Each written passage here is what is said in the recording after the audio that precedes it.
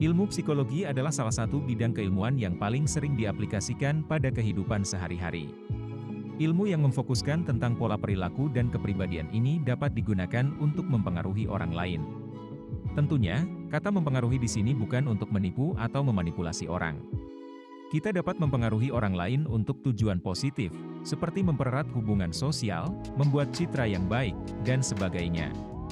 Di video kali ini, channel Smart akan membahas tentang 10 trik psikologi yang dapat digunakan untuk mempengaruhi orang lain. Trik psikologi pertama, memberikan ilusi pilihan. Jika kita menginginkan orang lain untuk mengerjakan sesuatu yang kita inginkan, lakukan saja trik psikologi yang disebut door in the face. Dengan trik ini, kita dapat membuat orang lain lebih menurut terhadap apa yang kita instruksikan. Untuk melakukannya, berikanlah dua pilihan pada seseorang. Pilihan yang pertama adalah hal yang kompleks dan sulit menurut orang tersebut, dan pilihan lainnya adalah hal yang sebenarnya kita ingin orang itu pilih.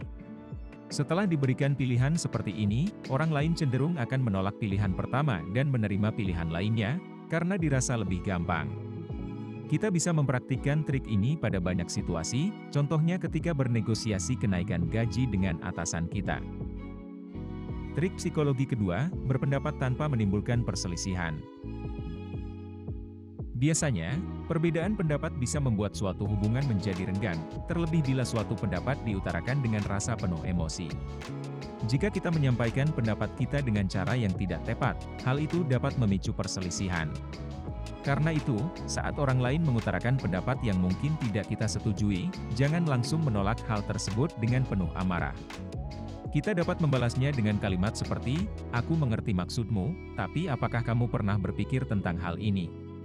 Kemudian, kita bisa melanjutkannya dengan pendapat kita sendiri. Hal ini dapat kita lakukan untuk mengeluarkan pendapat kita sendiri yang berlawanan, tanpa terasa menantang atau mengganggu pendapat seseorang. Trik psikologi ketiga, membuat orang lain perhatian dengan perkataan kita. Trik psikologi yang ketiga adalah menggunakan teknik yang disebut dengan appeal to authority. Trik ini dilakukan dengan cara menyebutkan sumber atau figur otoritas sebagai seseorang yang mengajarkan hal tersebut kepada kita. Dalam kebanyakan kasus, orang akan lebih cenderung mempercayai dan menghormati apa yang dikatakan oleh orang yang dianggap sebagai figur otoritas. Misalnya, ketika kita ingin mengajarkan sesuatu kepada seseorang, kita bisa menggunakan trik ini dengan menyebutkan bahwa ayah atau ibu kita yang mengajarkan hal itu kepada kita. Dengan begitu, orang tersebut akan merasa terhubung dengan kita secara emosional, dan dapat lebih menerima apa yang kita katakan, karena mereka memandang kita sebagai figur otoritas seperti ayah atau ibu mereka sendiri. Trik ini juga bisa digunakan dalam situasi yang lebih formal, seperti saat kita harus meyakinkan orang lain dalam sebuah presentasi atau diskusi. Ketika kita menyebutkan sumber atau figur otoritas yang mendukung pendapat kita, orang-orang akan cenderung lebih percaya dan menerima hal itu. Trik psikologi keempat, merubah pembenci menjadi teman. Berinteraksi dengan orang yang membenci kita atau sebaliknya memang merupakan suatu hal yang menjengkelkan. Tapi, jangan gegabah untuk membenci balik orang tersebut, karena ada cara yang lebih elegan untuk membuat orang yang membenci kita menjadi suka. Caranya adalah dengan mulai berinisiatif membuka komunikasi terlebih dahulu, misalnya meminjam sebuah barang pada orang tersebut. Awalnya mungkin terasa canggung, dan kita berpikir akan mendapat respon negatif dari orang tersebut. Namun percayalah semua akan baik-baik saja. Trik psikologi ini sangat efektif untuk membuka komunikasi yang lebih dekat, sehingga orang yang tadinya tidak menyukai kita jadi luluh hatinya dan mungkin saja bisa menjadi teman kita. Terkadang, prasangka buruk muncul karena minimnya interaksi. Jadi, cobalah untuk berkomunikasi agar lebih banyak orang menyukai kita. Trik psikologi kelima, memperlancar negosiasi. Jika kita memiliki keahlian bernegosiasi, pasti akan banyak kesempatan menguntungkan yang bisa didapatkan. Namun tidak semua orang memiliki kemampuan dalam melakukan hal tersebut. Tantangan dari sebuah negosiasi adalah membuat lawan negosiasi sepakat dengan penawaran yang telah dibuat. Ternyata, ada sebuah trik psikologi untuk memperlancar negosiasi, dan kita bisa mempraktekannya ketika bertemu dengan seorang klien. Usahakan negosiasi tidak dilakukan pada tempat atau suasana yang mengundang hawa serius, karena dapat membuat psikologis lawan bicara menjadi lebih tertekan. Pilihlah tempat negosiasi yang santai, contohnya di sebuah kafe. Dengan suasana santai, lawan bicara akan lebih tenang dan mudah untuk menerima negosiasi dari kita. Trik psikologi ke-6, membuat lawan bicara merasa nyaman. Sudah banyak psikolog profesional yang menerapkan trik ini untuk membuat pasien mereka nyaman berbicara. Ketika seseorang sudah merasa nyaman, maka orang tersebut akan lebih terbuka dalam mengungkapkan sesuatu. Trik yang dimaksud sering disebut sebagai mirroring. Untuk melakukannya, kita hanya perlu memperhatikan gerakan tubuh lawan bicara, seperti memperhatikan gestur tangan, posisi duduk, dan tatapan mata. Setelah itu, barulah kita meniru gerakan tersebut secara natural dan tidak berlebihan. Jangan sampai kita meniru gerakan lawan bicara secara berlebihan karena hal tersebut menimbulkan ketidaknyamanan. Trik ini sangat efektif ketika kita bertemu orang yang memiliki karakter pemalu dan tertutup. Trik psikologi ke-7, membaca situasi perasaan orang. Kemampuan untuk membaca situasi sebelum meminta sesuatu pada seseorang sangat penting untuk dimiliki, karena hal itu dapat mempengaruhi keberhasilan permintaan kita.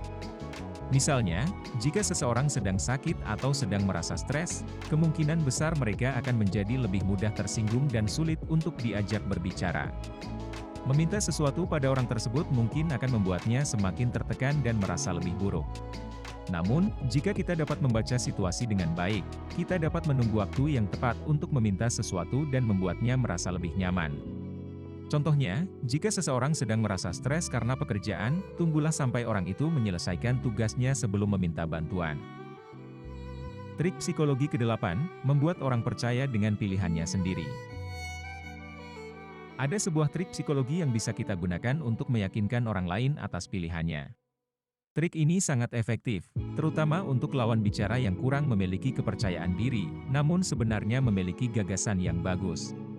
Pertama-tama, posisikan diri kita sebagai pendukung dari lawan bicara, dan berikan kata-kata atau gestur yang persuasif. Agar lebih meyakinkan lagi, kita juga bisa menjabarkan keuntungan-keuntungan yang bisa diraih lawan bicara apabila berani mengambil pilihan tersebut.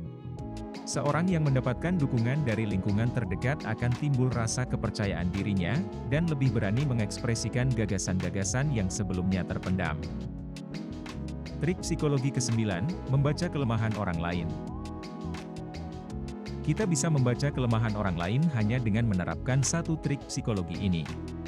Lihat saja ekspresi wajah, cara berbicara, intonasi hingga tatapan mata dari lawan bicara. Seorang yang merasa inferior, jelas akan terlihat cemas ketika berbincang dengan orang yang ia rasa lebih superior. Ketika kita sudah mengetahui kelemahan lawan bicara, jangan memanfaatkan hal tersebut untuk memanipulasinya, tapi berilah dia rasa aman atau bantuan. Trik psikologi ke-10, membuat orang lain penasaran. Membuat orang lain penasaran dengan kita dapat menjadi trik psikologi yang efektif untuk membangun hubungan sosial yang lebih dekat. Ketertarikan orang terhadap kita dapat memicu rasa ingin tahu yang lebih besar, dan dengan begitu, mereka lebih mungkin untuk mendekati kita. Ada beberapa cara untuk menciptakan rasa penasaran pada orang lain. Salah satunya adalah dengan membatasi informasi diri yang diungkapkan, sehingga memicu rasa penasaran terhadap kita. Ini dapat dicapai dengan memberikan jawaban yang singkat dan tipis saat seseorang menanyakan suatu hal pada kita, atau dengan mengalihkan perhatian mereka dengan memberikan sedikit informasi yang menarik tentang diri kita. Itulah tadi, 10 trik psikologi yang dapat digunakan untuk mempengaruhi orang lain. Semoga trik-trik tadi dapat membantumu dalam membangun hubungan dengan orang lain. Terima kasih telah menonton video ini, dan sampai jumpa di video selanjutnya.